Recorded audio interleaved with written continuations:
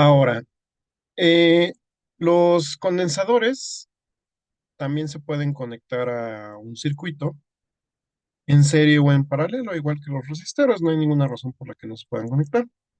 Y de hecho, también van a tener una capacitancia equivalente,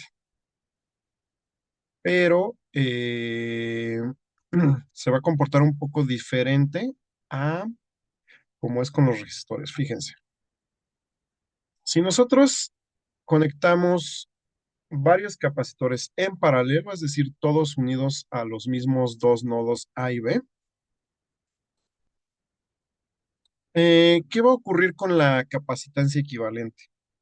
Pues resulta que se van a sumar las capacitancias.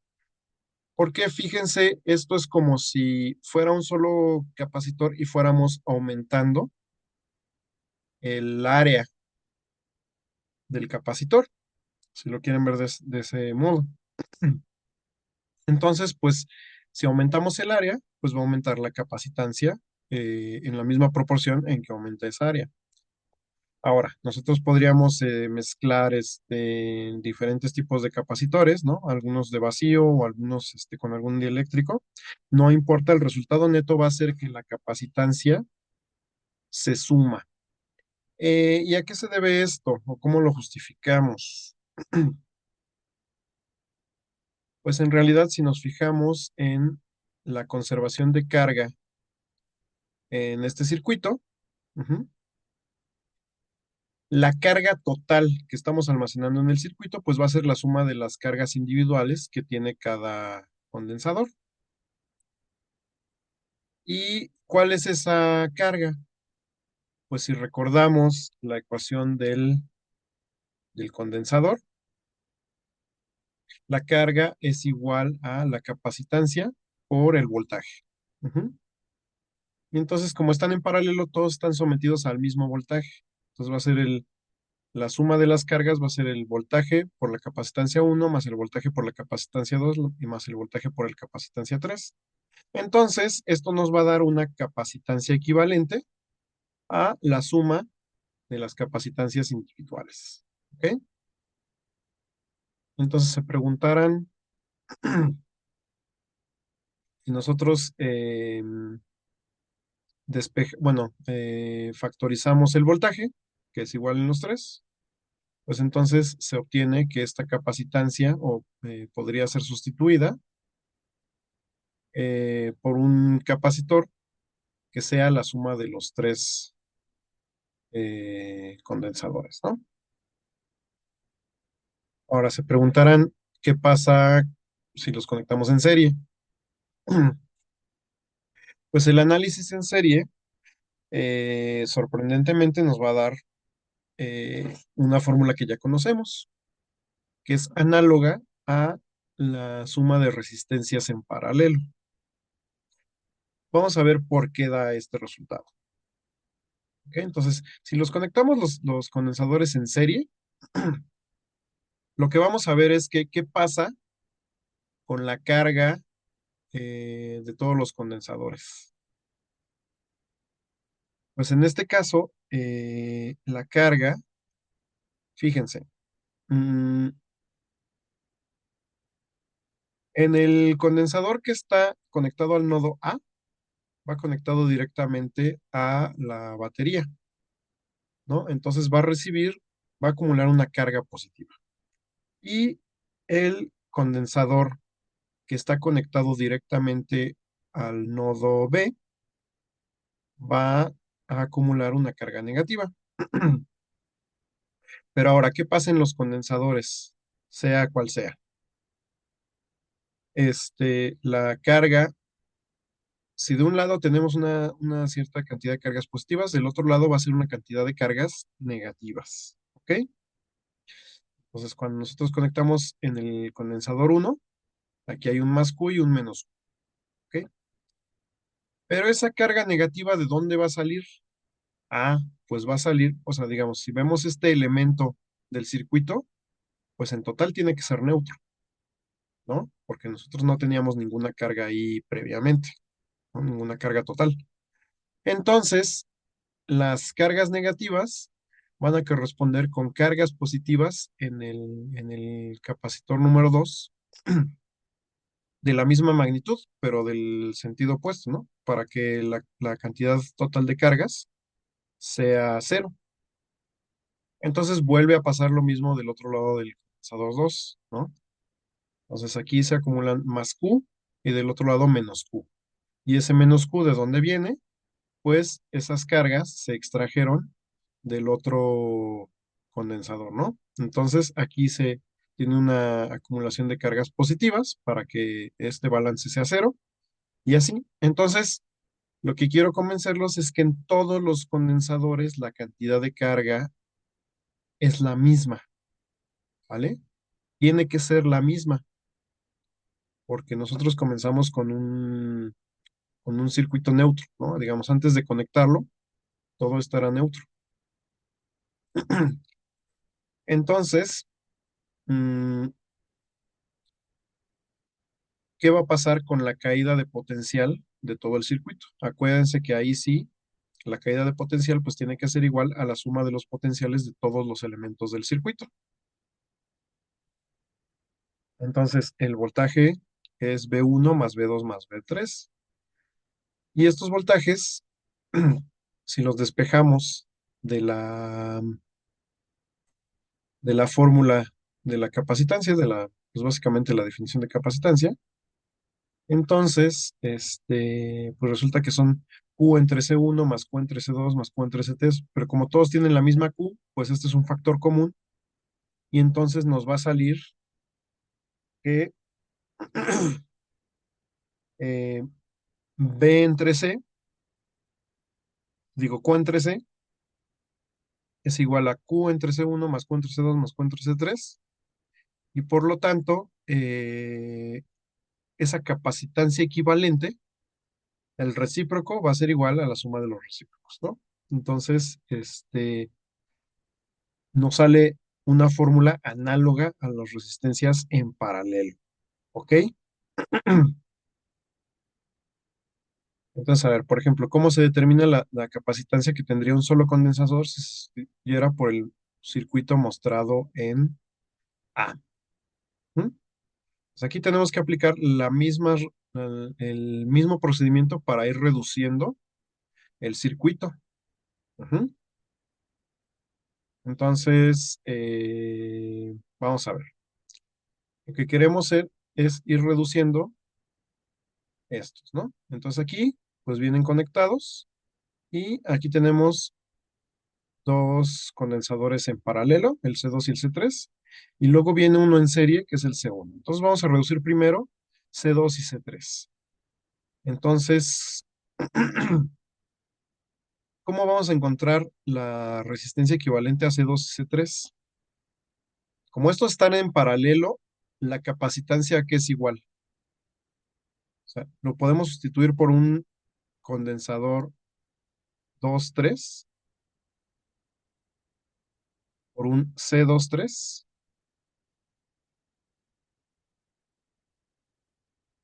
Y si son condensadores en paralelo, esto es simplemente la suma de C1 más C2. ¿Ok?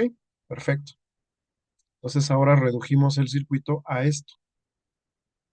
Un condensador 2,3 en serie con un condensador 1. Entonces, ¿cuál va a ser la capacitancia equivalente? ¿Mm? Pues 1 entre la capacitancia equivalente, pues va a ser 1 entre C2,3 más 1 entre C1, ¿no? Entonces, C2,3 es C1 más C2. Digo, perdón, aquí debería ser C2 y C3. Entonces,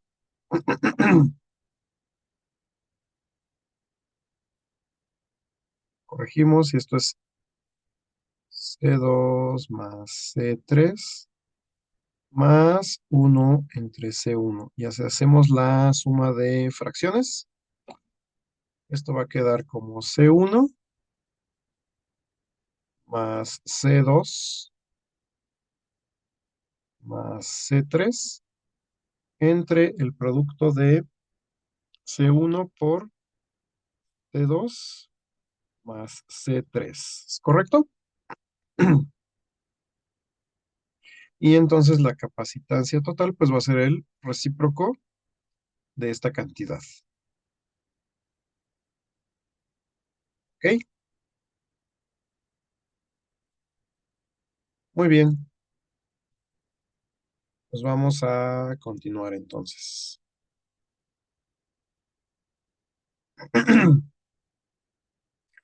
Ahora, en un circuito RC, que es, pues es un circuito en el que tenemos un condensador y una resistencia.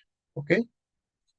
Entonces, en realidad, siempre que nosotros conectamos un condensador a alguna fuente de voltaje, tenemos un circuito RC. ¿Por qué? Porque por más perfectas que sean las conexiones, va a haber una resistencia tanto del cableado del circuito como del mismo condensador. El mismo condensador internamente se puede considerar como que tiene una resistencia. Ujú. Pero bueno, generalmente esa resistencia es muy pequeña. Nosotros podríamos aumentar esa resistencia pues añadiendo un resistor al circuito. Y entonces, ¿qué es lo que va a ocurrir cuando conectamos este tipo de circuitos? A ver, imagínense que el condensador está descargado. Entonces, ¿qué va a pasar si nosotros conectamos aquí una batería?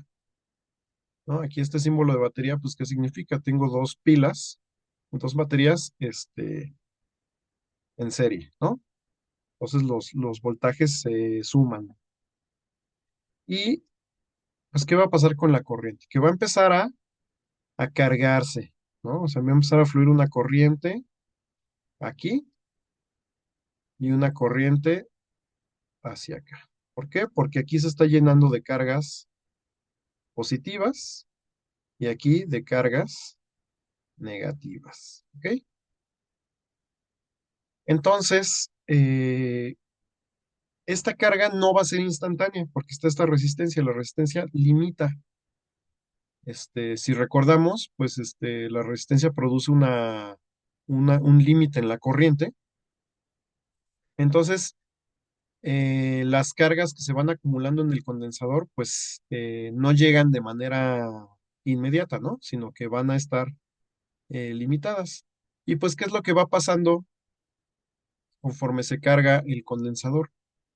Pues que este condensador va adquiriendo un potencial, pero va adquiriendo un potencial que es que contrarresta al potencial de la batería. Entonces, eso lo que hace es que el voltaje que se está aplicando sobre el circuito vaya disminuyendo, disminuyendo, disminuyendo, hasta que el condensador llega a su límite, llega a su carga máxima, de acuerdo a este potencial que estamos aplicando, y entonces se detiene la corriente y ya está completamente cargado el condensador. ¿Cuánto tiempo va a tardar en cargarse? Pues va a depender de qué tan grande sea la capacitancia y de qué tan grande sea la resistencia. Entonces, obviamente, ¿qué esperarían? Si yo aumento la resistencia, pues la corriente le cuesta más trabajo pasar, entonces va a tardar más tiempo en cargarse. Y si yo aumento la capacitancia, ¿qué quiere decir? Que puedo acumular mayor cantidad de carga. Entonces, también, si yo aumento la capacitancia, va a tardar más tiempo en cargarse, ¿no? Porque le cabe más, digamos, tiene más capacidad. Ok, entonces, continuemos. La ecuación que nos describe la carga de un condensador es esta. Porque esto surge de un análisis muy sencillo. Ya les había dicho que por la conservación de la energía, todos los voltajes se suman. Entonces, aquí pues tenemos el voltaje que está aplicando nuestra batería, ¿no? O que podemos ver como una FEM. Ujú. Entonces, digamos que es la batería. Y este voltaje tiene que ser igual a la suma de los voltajes de las otras caídas de potencial que hay en el circuito. Entonces, hay un voltaje que tiene el condensador y un voltaje que tiene la resistencia, ¿no? ¿Y cuál es ese voltaje que tiene el condensador? Pues ese lo obtenemos a partir de la ecuación del condensador, ¿no? En el condensador tenemos que la carga es capacitancia por voltaje. Entonces el voltaje aquí es igual a Q entre capacitancia, ¿no? Entonces esto es Q entre capacitancia, ¿no?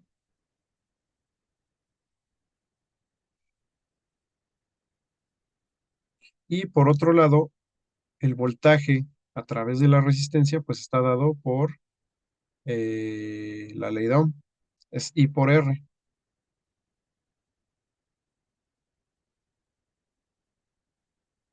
Ok. Ahora, ¿cómo relacionamos la carga con la corriente? Entonces, para empezar aquí, la carga va a ser constante durante el periodo en el que está cargándose el condensador. La respuesta es que no. ¿Por qué? Porque se va a ir cargando poco a poco. Entonces, la carga la podemos ver como una función del tiempo. ¿Y la corriente qué es? En forma diferencial es la derivada de la carga con respecto al tiempo. Ujú. Y pues esto tiene sentido porque la carga es una función del tiempo. Ujú. Entonces, si tomamos en cuenta esto y en vez de poner la corriente así, vamos a tener que esto es la derivada de la carga en el condensador respecto al tiempo multiplicado por R. Entonces, esta ecuación que tenemos aquí, pues es la misma que tengo yo acá arriba, ¿no? Entonces, el voltaje de la batería, pues es constante, se considera constante, aunque podríamos poner que no fuera constante, pero por el momento va a ser constante. La resistencia es constante y la capacitancia es constante. Pues tenemos una ecuación diferencial que si ustedes la quieren ver, es una ecuación diferencial ordinaria, ujú, de primer orden. ¿Por qué? Porque aparece aquí nuestra incógnita es la carga como función del tiempo. Entonces, digo, también la podríamos ver como simplemente este, U' por R más Q entre C igual a V, ¿no?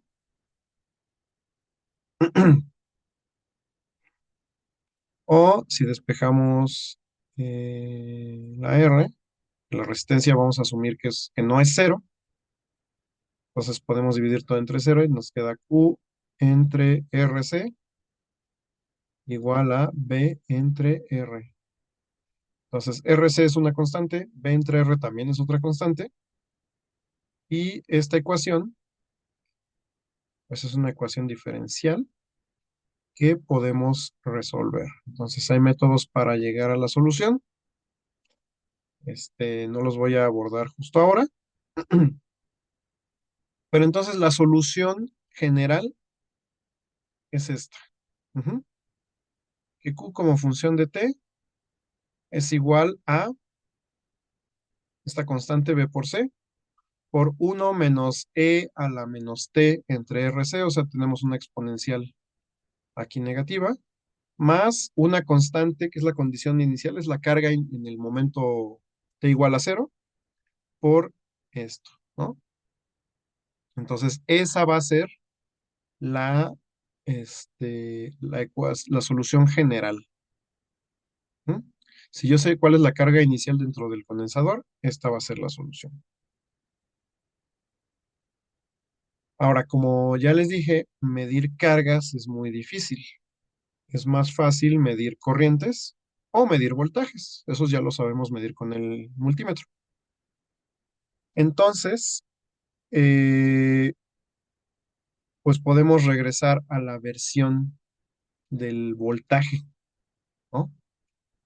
Entonces, recordando que el voltaje en el capacitor es la carga dividida entre la capacitancia, pues simplemente nos va a quedar que el voltaje en el capacitor es igual al voltaje de la batería por esta constante, por esta función, más el voltaje inicial del condensador por esta función exponencial. ¿Ok? Entonces, eh, ustedes pueden verificar que esto es función, o sea, que esta es solución de la ecuación diferencial. ¿Qué tendrían que hacer? Pues simplemente sustituyan la función y la derivada dentro de la ecuación diferencial y vean que en efecto da lo mismo de un lado que del otro, ¿no? Si obtienen que la ecuación se cumple de los dos lados, pues entonces sí es solución de la ecuación diferencial. Muy bien, entonces, si agarramos esta solución y queremos pensar en un condensador que empieza con un voltaje igual a cero o con cantidad de carga igual a cero, entonces, ¿qué pasa en la solución general? Vamos a ver la solución general. ¿Qué pasa cuando esta cantidad es igual a cero? Pues todo este término se hace cero y entonces nada más nos quedamos con esta parte. Ujú. Y eso es lo que tenemos, verifíquenlo, de este lado.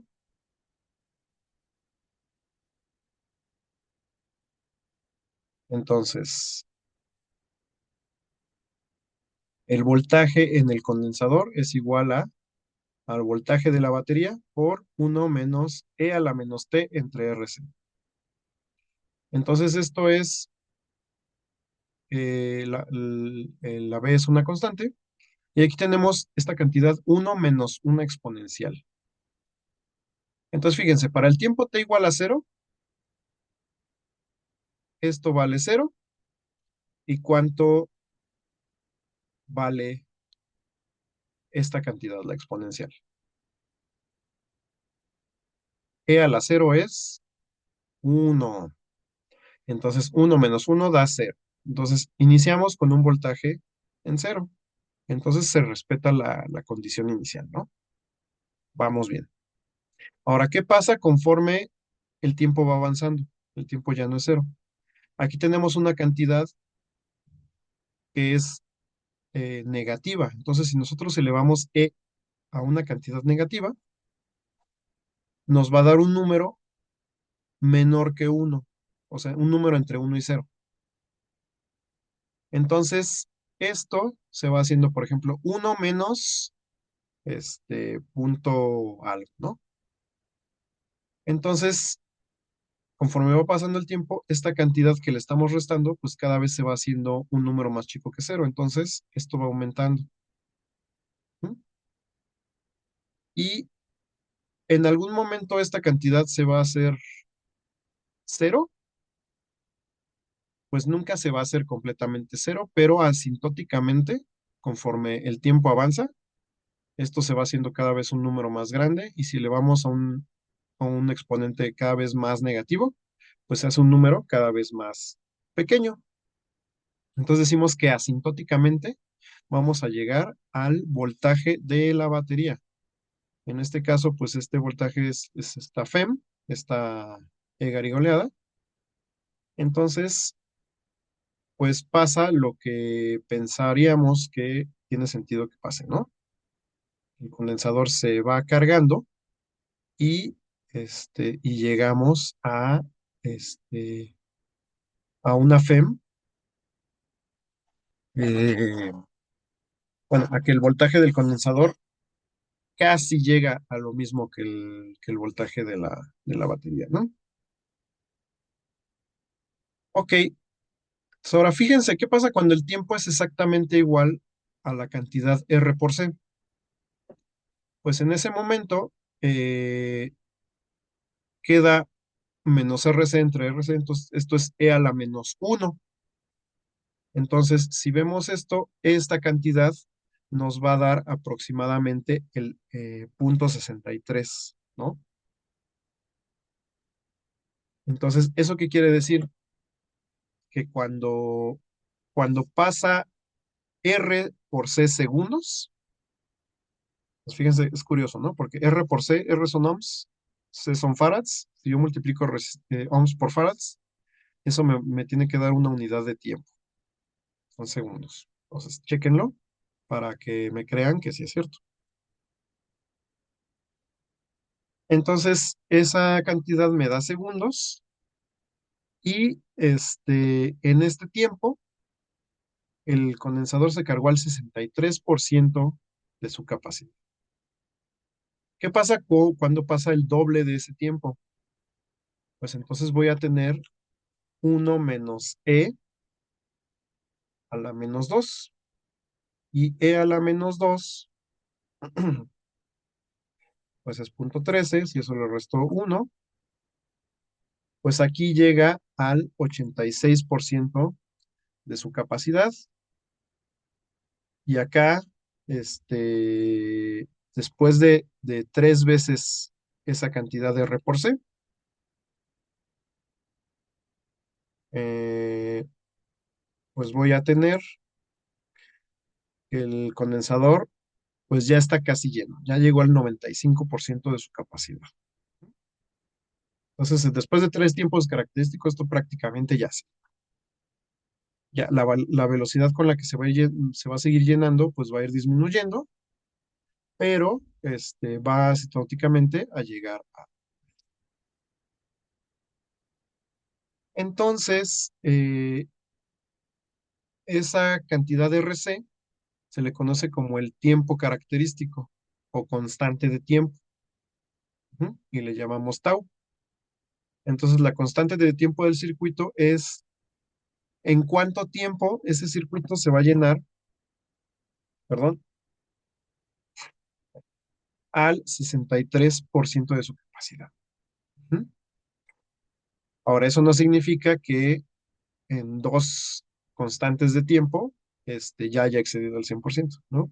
¿Por qué? Porque va disminuyendo el, el tiempo. Pero a las tres constantes de tiempo, prácticamente el circuito ya se llena, ¿no? Muy bien.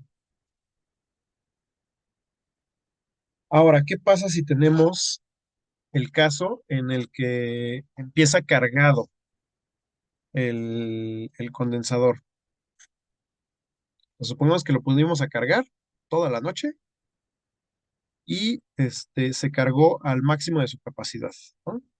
Entonces, ahora lo queremos conectar a un circuito en el que se descarga. Entonces, ya no lo vamos a conectar a una batería, lo vamos a conectar simplemente a una resistencia y ver cuánto tiempo tarda en descargarse. ¿Vale? Entonces, ¿qué pasa con la solución general? ¿Qué pasa cuando este, el voltaje inicial es igual a V?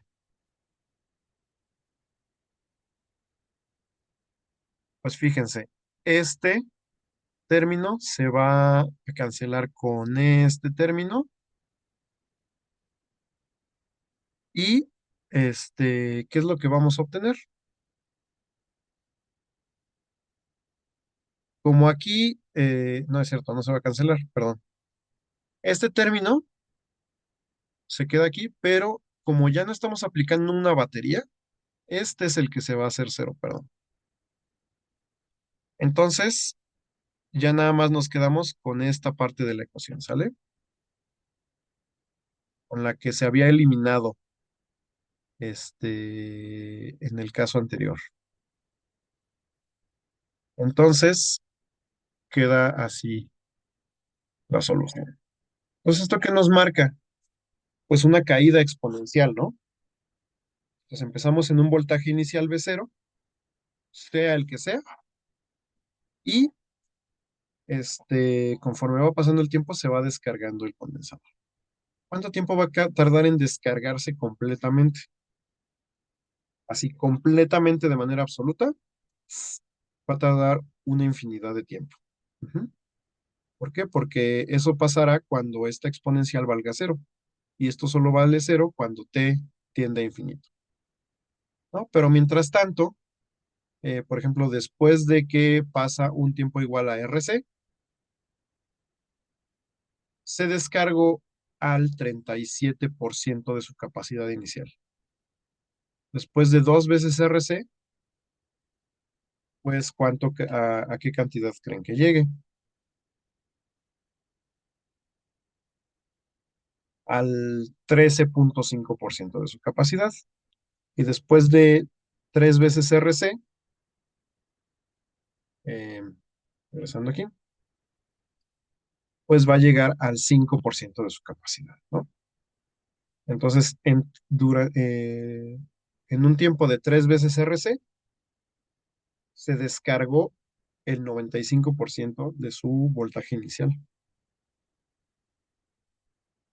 Entonces, pues también aplica la constante de tiempo en este caso, ¿no? Pues la constante de tiempo, pues es una característica del circuito. Entonces, por ejemplo, yo podría, si yo tengo un condensador cuya capacitancia no conozco, midiendo la curva de carga o la de descarga, yo fácilmente podría determinar cuánto vale su constante de tiempo. Y si sé cuánto vale la constante de tiempo, entonces, y sé cuánto vale, por ejemplo, la resistencia, yo le pongo una resistencia que yo conozco, entonces simplemente es un despeje para conocer la capacitancia. Entonces, a ver, vamos a ver esto con un ejemplo.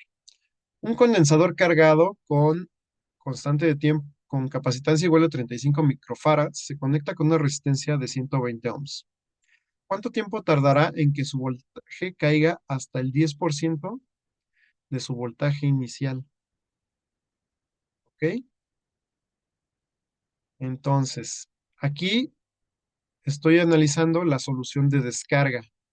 Entonces, la solución de descarga es que B es igual a B inicial por E a la menos T entre RC. Ujú. Entonces, sé cuál es el voltaje inicial. Pues no nos dicen, ¿no? Pero nos dicen que va a caer al 10% de su voltaje inicial. Entonces, no importa en realidad cuál es el voltaje inicial, solo queremos saber en cuánto tiempo va a llegar al 10% de lo que sea que haya sido el voltaje inicial. Es decir, eh, si yo veo esto de esta manera, o sea, el voltaje final, ujú, entre el voltaje inicial, que eso sea punto 10, ¿no? Eso es lo que estoy buscando.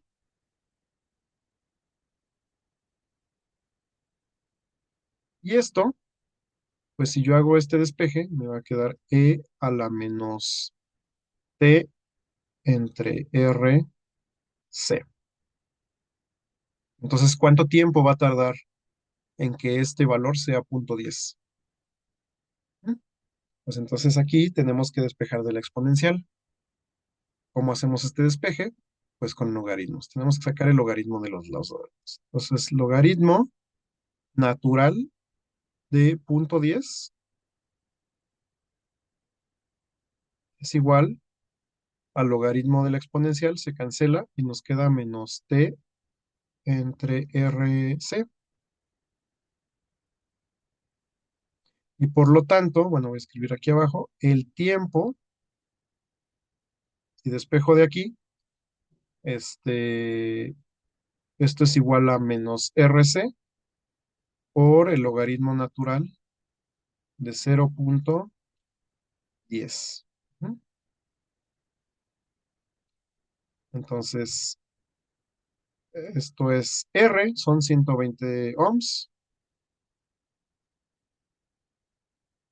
C son 35 microfarads, o sea, 35 por 10 a la menos 6. Y el logaritmo natural de 0,10 es menos 2,30.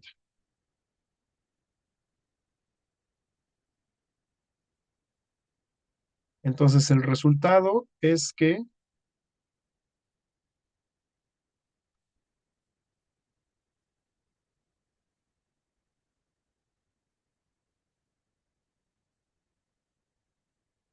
esto va a tardar en descargarse al 10%,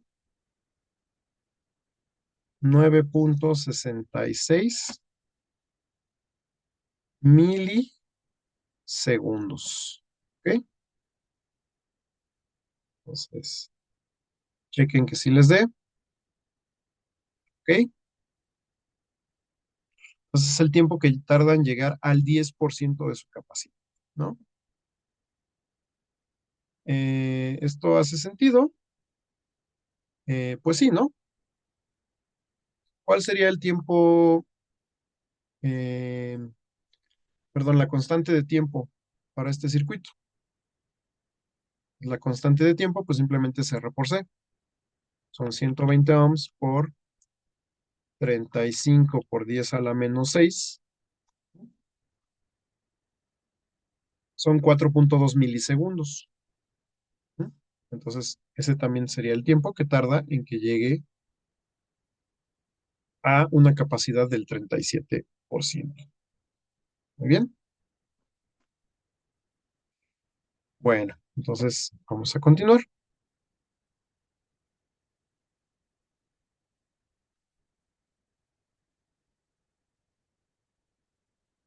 A ver, dice, en el circuito mostrado el condensador no se encuentra cargado inicialmente. Al cerrar el interruptor, ¿cómo se comporta el brillo de la bombilla con la resistencia R? Entonces, inicialmente está completamente descargado el condensador.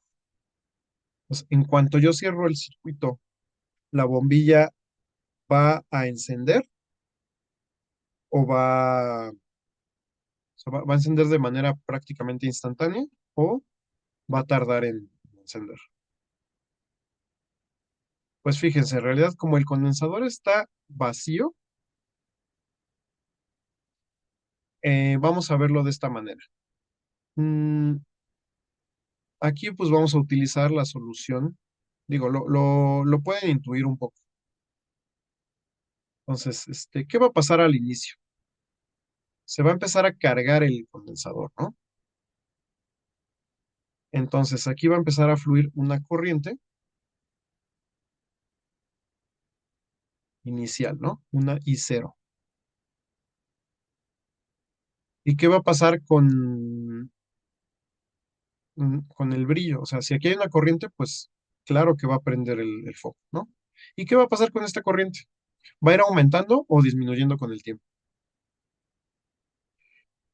Pues va a ir disminuyendo, ¿no? Porque conforme se va cargando el condensador, disminuye la corriente, ¿no? Entonces, el brillo del foco primero empieza en un máximo y poco a poco va disminuyendo.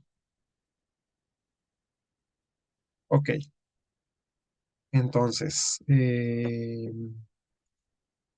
ahora, si no lo ven así tan intuitivo, pues váyanse a ver la solución, ¿no?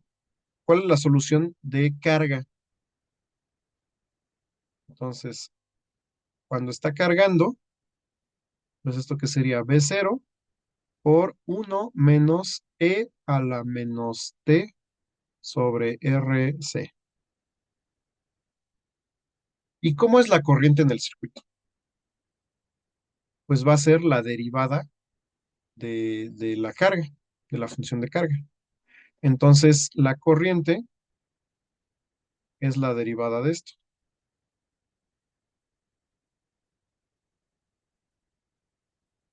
¿Qué pasa si derivan con respecto al tiempo esta cantidad? ¿Qué les va a dar? Pues les va a dar, este, va a ser B0 entre RC, ujú, por E a la menos T entre RC. ¿Cierto o falso? Verifíquenlo. Entonces, bueno, aquí lo que importa es la forma de la función. Entonces, ¿qué pasa con la forma de la función? Esto es una constante y esto es una exponencial negativa. Entonces, esto empieza en un máximo y conforme va avanzando el tiempo, esto va disminuyendo, ¿no? Entonces, pues esa va a ser la corriente. Muy bien. Eh, nada más que aquí, híjole, no sé si se percataron que hay un error aquí. ¿Sí se percataron o no se percataron? ¿Qué me faltó aquí en la solución? Me faltó, iba una C. Ajá, es el voltaje inicial por C. Entonces, aquí va una C y se cancelan las Cs, ¿no? Entonces nos queda nada más B0 entre R, es la constante que da, pero se sigue manteniendo el mismo punto, ¿no? Que empezamos en un cierto valor distinto de cero y va disminuyendo de manera exponencial. Muy bien, listo. Entonces vamos a lo que sigue. Bueno, esta parte es un poco opcional, eh, pero pues sí sería bueno que lo conocieran. Son las reglas de Kirchhoff. Ujú. Entonces, ya para analizar circuitos más complejos, como el que está aquí en la figura, no va a ser muy obvio, no va a ser obvio cómo se puede ir reduciendo este, las resistencias, por ejemplo, o las capacitancias en dado caso que haya también. Entonces, en estos circuitos que ya son más complejos, el manejo de saber, bueno, cuánta corriente está pasando por el nodo A o por el nodo H, o cuál es la caída de potencial entre B y A, esto se va haciendo más complicado. Entonces, hay dos principios que ya los he estado utilizando, pero de manera un poco simple, que es la conservación de la energía y la conservación de la cantidad de carga. Ajá. Entonces, las leyes de Kirchhoff o las reglas de Kirchhoff, son la manera de poner eso de manera general, ¿no? Entonces, no las confundan con las leyes de Kirchhoff de los gases, porque también hay unas leyes de Kirchhoff de emisión, de espectros de emisión ya de absorción de gases. Estas son las de los circuitos. Ujú. Entonces, la primera dice, la suma total de las corrientes que entran por un nodo siempre son iguales a las que salen. Entonces, aquí, ¿cuáles son los nodos? O sea, de hecho, cualquier puntito es un nodo. Ujú. Los nodos más sencillos, pues serían el B, el C, el E, el F y el G. Ujú. Entonces, aquí, pues simplemente lo que entra de un lado sale del otro. Es bastante evidente. Pero ahora, donde no es tan evidente es, por ejemplo, en el A o en el D o en el, o ya, en el A o en el D.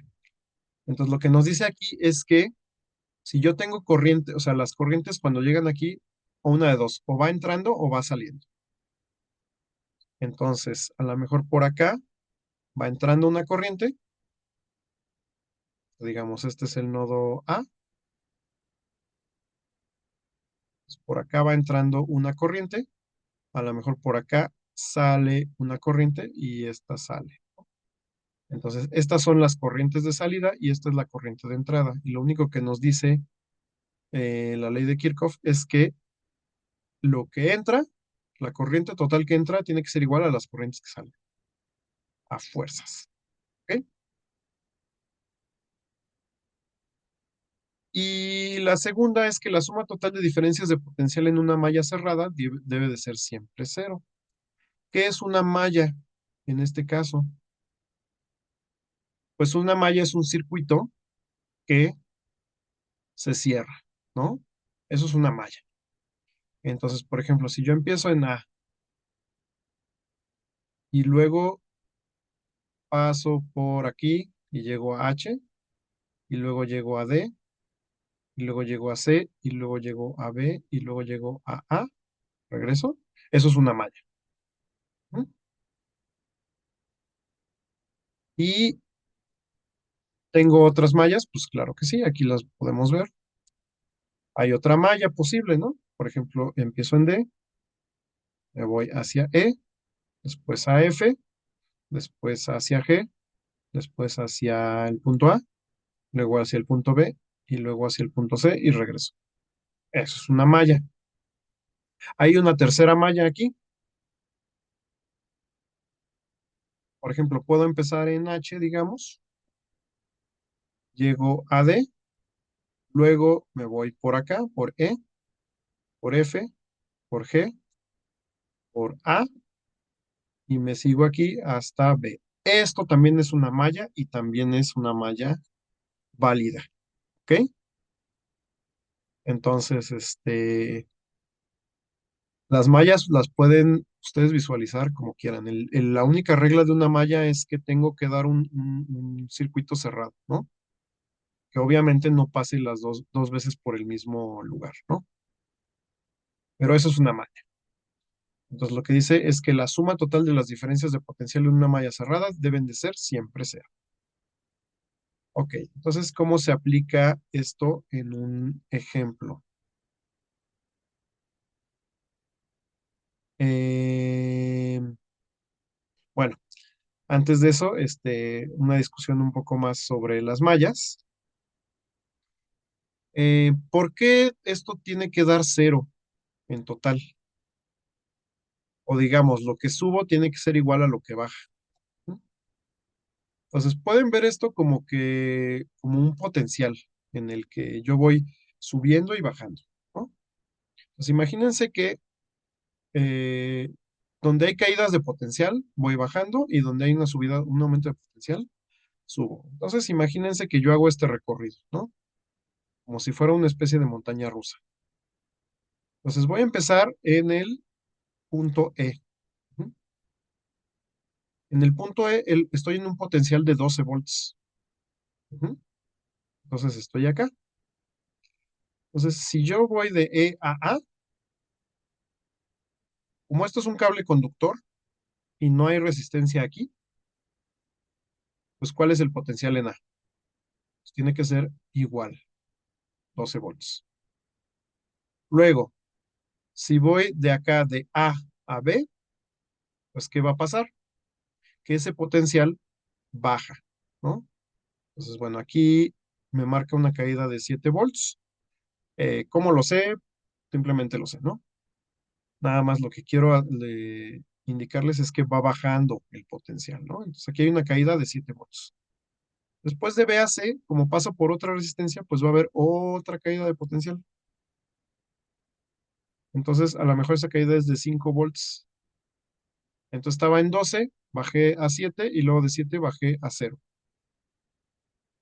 Digo, estaba en 12, bajé 7 volts, bajé a 5 y de aquí de 5 bajé a 0.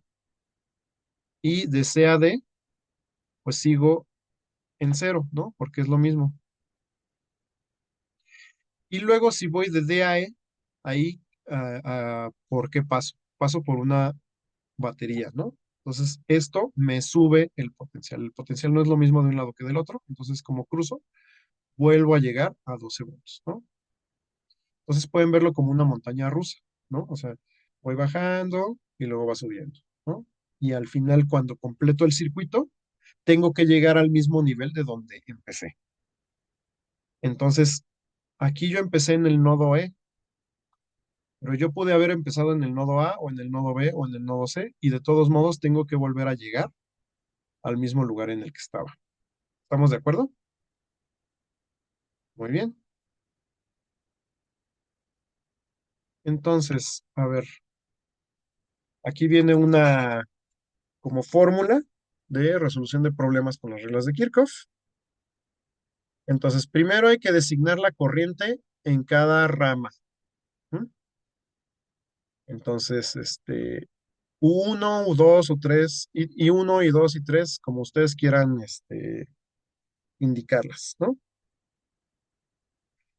Número dos, identificar las incógnitas, es decir, cuáles son las corrientes o las resistencias o los voltajes que quiero conocer, ¿no? Y aplicar la regla de los nodos o la regla de la unión a una o más de los nodos, ¿no? Pues, obviamente, los nodos que nos van a dar más información son ellos, son aquellos en los que cruzan más de dos caminos, ¿no? Y aplicar la regla del lazo, o sea, la regla de los de mallas, a uno o más de las mallas, ¿no? Entonces, en las resistencias, como regla general, la resistencia siempre nos baja el voltaje. Y las baterías suben el voltaje, ¿sale? Entonces, dependiendo, o sea, si vamos en la misma dirección que en la corriente. Si vamos en dirección contraria a la corriente, pues ¿qué pasa con el potencial? Pues sube, ¿no? Y eso nos tiene que dar un sistema de ecuaciones. Nosotros siempre vamos a buscar un sistema de ecuaciones que sea de la misma cantidad que las incógnitas que tenemos. Y ya nada más es pura manipulación algebraica. ¿M? Entonces, por ejemplo, eh, tenemos este caso, este circuito. Ujú. Entonces, calcular las corrientes I1, I2 e I3 según este circuito. ¿Sale? Entonces, permítanme.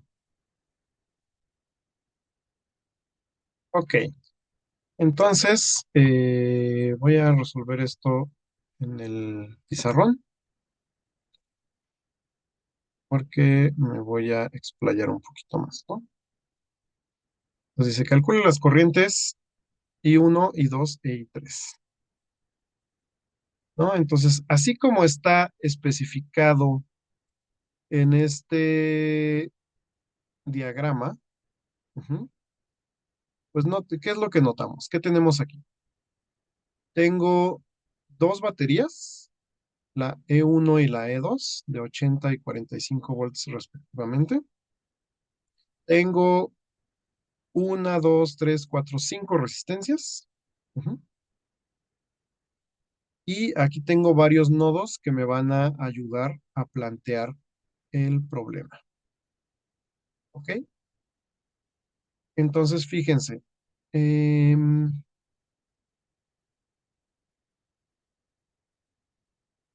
Aquí voy a asumir que la corriente va en cierta dirección. En principio yo no sé en qué corriente resulta que va el circuito, pero yo puedo hacer una suposición. Entonces, como aquí viene una batería, pues yo digo, pues de seguro, por aquí viene una corriente. Entonces, esta va a ser la corriente I3. Entonces, fíjense, ¿no?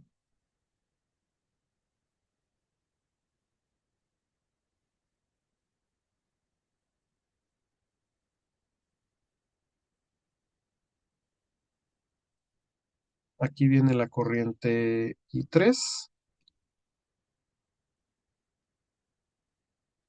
va en esta dirección. Ujú.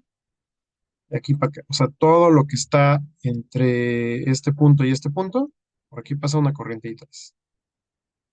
Luego, en esta rama, voy a asumir que esta corriente se parte en dos, ¿no?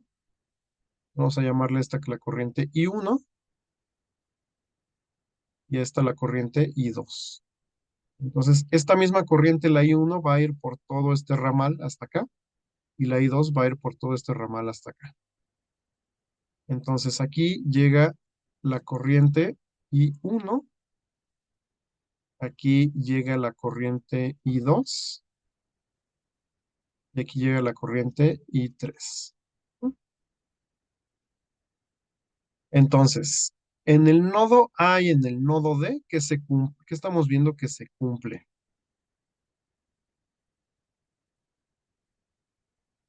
Acuérdense, lo que nos dice la ley de Kirchhoff de nodos es que la corriente en los nodos de entrada tiene que ser igual a la corriente de salida. Por ejemplo, en este nodo, en el nodo A, en el nodo A,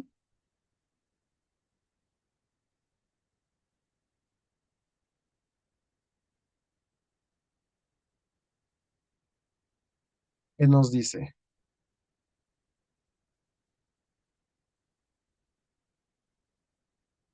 que la corriente I, ¿cuál es la que entra? La 3, ¿no? La I3 tiene que ser igual a la suma de las que salen. Entonces, I1 más I2. ¿Ok? Y en el nodo B,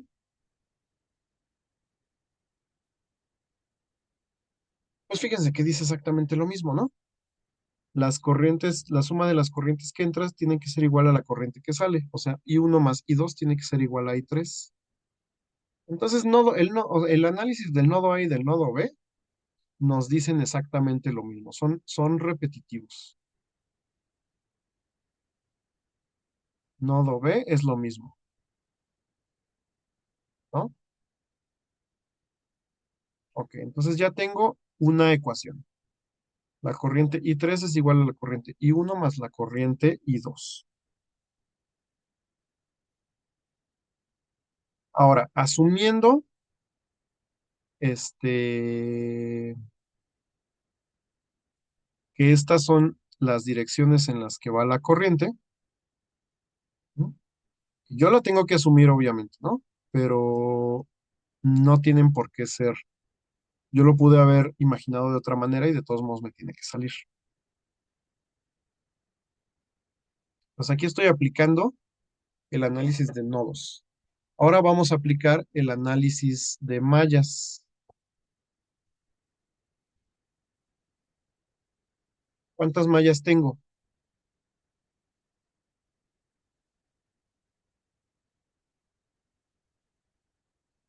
Bueno, tengo tres posibles. Ujú. Pero fíjense que si yo tomo la masa exterior, esa es como una combinación de las dos internas, ¿no? Entonces, vamos a pensar en la malla de arriba. Entonces, digamos, la malla que empieza en el punto A, luego pasa por H, D, C, B y regresa a A. Ujú. Entonces voy a asumir que yo avanzo en esa dirección. Ujú. De A a H a D, D lo repetí, aquí es C, B, A. Ujú. Entonces, en esta malla que tengo, pues si empiezo en A, de A a H, paso a través de una resistencia. Ujú. Entonces, ahí, si la corriente va en esta dirección, ¿el voltaje está cayendo o está subiendo?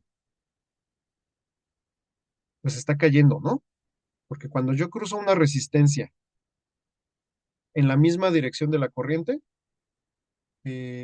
va de mayor a menor. Entonces, de A a H me estoy topando con una caída de potencial debido a esta resistencia. Entonces, hay un voltaje o una caída de potencial negativo, ¿no? Entonces, menos B a H. Luego, cuando voy de H a D, ¿hay caída de potencial? Pues no, porque aquí no hay resistencias, ¿no? Es un cable. Entonces ahí no pasa nada. Luego, cuando voy de D a C, ¿hay una caída de potencial? Bueno, no, hay un aumento de potencial que depende de la batería, ¿no? Entonces es una FEM, que le pongo aquí FEM 2. Luego viene aquí una caída de potencial del punto C al punto B, porque estoy siguiendo la misma dirección de la corriente, ¿no? Entonces va negativo. Y esa es la caída potencial del punto C al punto B. Luego del punto B al punto A se cierra el circuito y como hay una resistencia también hay una caída de potencial menos BA. Y esto tiene que ser igual a cero. Ujú. Ok,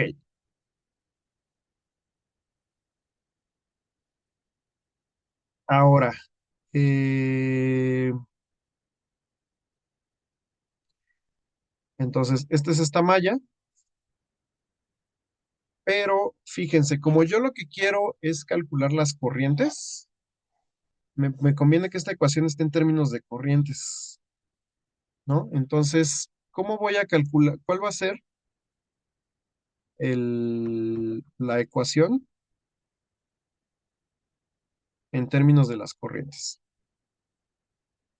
Fíjense, el voltaje del punto A al punto H pasa por la resistencia de 30 ohms. Y yo uso la ley de Ohm, voltaje es igual a corriente por resistencia, ¿no?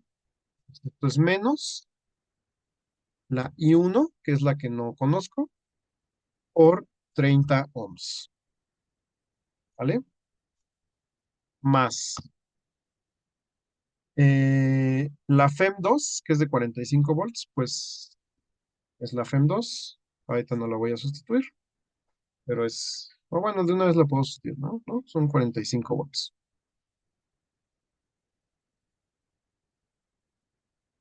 Ok, y ¿qué más? Le voy a sumar, bueno, le voy a restar la caída de C a B. Ujú. Pues ahí me dice que es una resistencia de 1 ohm, entonces es la corriente I3, que acuérdense, en esta parte está pasando una corriente I3, ¿no? Multiplicado por la resistencia que es 1 ohm. Y luego menos de BA, pues es una resistencia de 40 ohms, entonces es I3 por 40 ohms. Y esto es igual a cero. Entonces ya tengo una ecuacioncita, pues más o menos buena, ¿no? Bueno, Siempre fue buena, pero ya está más clara en términos de la corriente. Necesito otra ecuación. Entonces, ¿qué ecuación voy a usar? La de la malla de acá. Entonces, ahora vamos a hacer la malla. Vamos a poner que empiece en A. Entonces, A, G, F, E, D, B, A. Y fíjense, la tenemos que seguir en esa dirección, ¿no? Entonces, cuando yo hago el análisis de esta malla,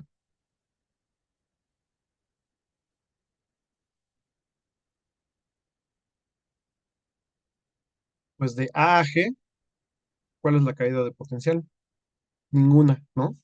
Porque es una línea conductora, ¿no? Ahora, cuando yo voy de G a F, estoy pasando por una batería. Entonces voy de menos potencial a más potencial, ¿no? Fíjense, es importante, tienen que fijarse en la orientación de la batería. En el lado G es el lado negativo de la batería y el lado F es el lado positivo de la batería. Entonces sí estoy aumentando, ¿no? Entonces esto lleva un signo positivo y es la FEM E1 de 80 volts. Luego voy a pasar por la resistencia entre F y E.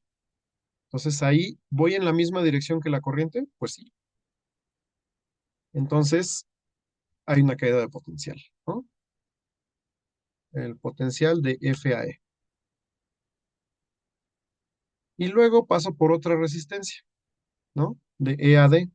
Pues ahí también va a haber otra caída de potencial, B de E a D. Luego de D a C, este, paso por otra batería, igual es positivo, sube el potencial. Y luego paso este, de aquí para acá, ¿no? De C a B. Pues aquí igual tengo una caída de potencial de C a D y otra caída de potencial de B a A. Y ya completé la malla. Pero otra vez voy a poner esto en términos de corrientes, ¿no? Entonces, el potencial E1, pues son 80 volts. El potencial de F a E, pues es, como voy en la misma dirección de la corriente, pues es la corriente por la resistencia. O sea, I2 por 1. Luego paso por una resistencia de 20 volts, es I2 por 20. Luego paso por el E2, son 45 volts. Luego paso por una caída de potencial de menos I3 por 1 y paso por una caída de potencial de menos I3 por 40. Eso es igual a 0. Ok, entonces ya tengo mi sistema de ecuaciones, ¿vale? Entonces,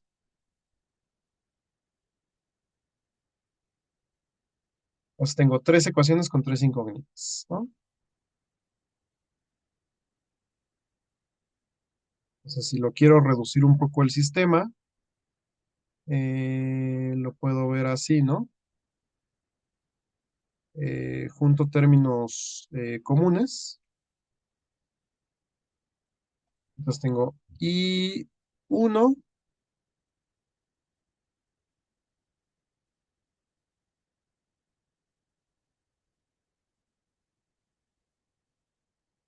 más I2 menos I3 igual a 0, ¿no?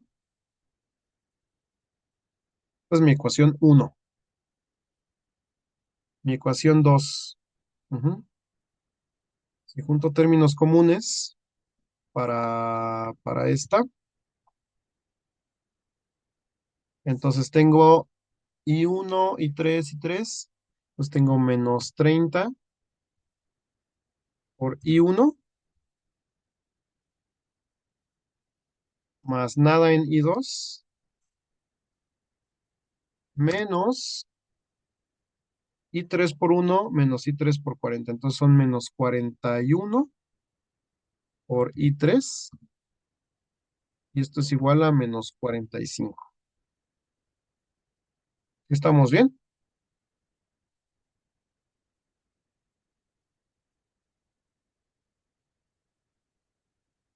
Y por último,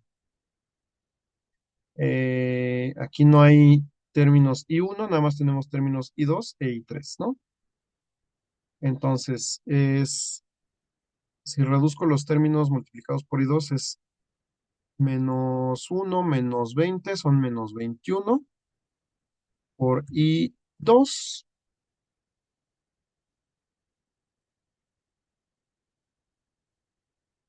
menos 40 menos 1 menos 41 por I3. Y del otro lado voy a tener 80 más 45 son 125 menos 125, ¿no? Entonces, este es mi sistema de tres ecuaciones.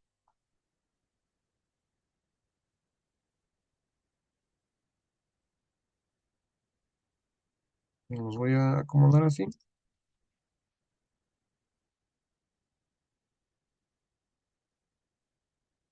con tres incógnitas, ¿no?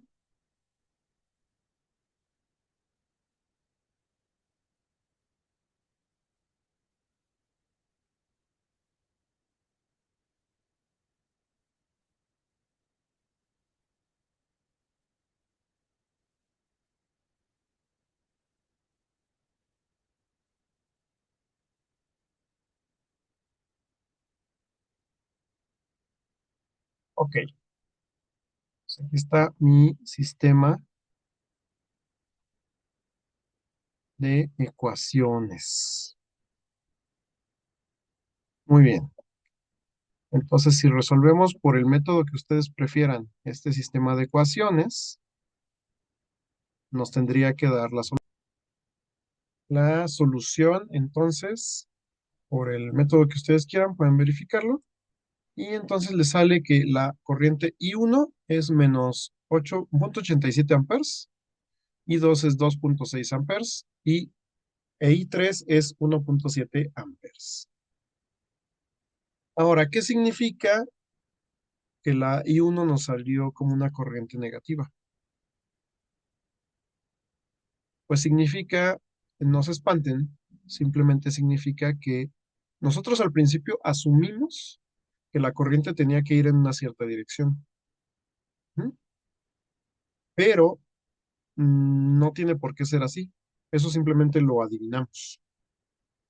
Entonces, en este caso, lo único que significa es que la corriente va en la dirección contraria a la que nosotros asumimos. No es que esté mal, simplemente hay que saberlo interpretar. ¿M? Entonces, en realidad, la corriente I1, bueno, la corriente I3 y la corriente I2 sí van en la dirección que elegimos, ¿no? Pero la corriente I1 en realidad va en la dirección opuesta, ¿sale? Entonces, I1 en realidad va para acá. Ok. Bueno, pues así se utiliza eh, las leyes de Kirchhoff para resolver sistemas de mallas. Y pues eso sería todo para concluir este tema, ¿vale?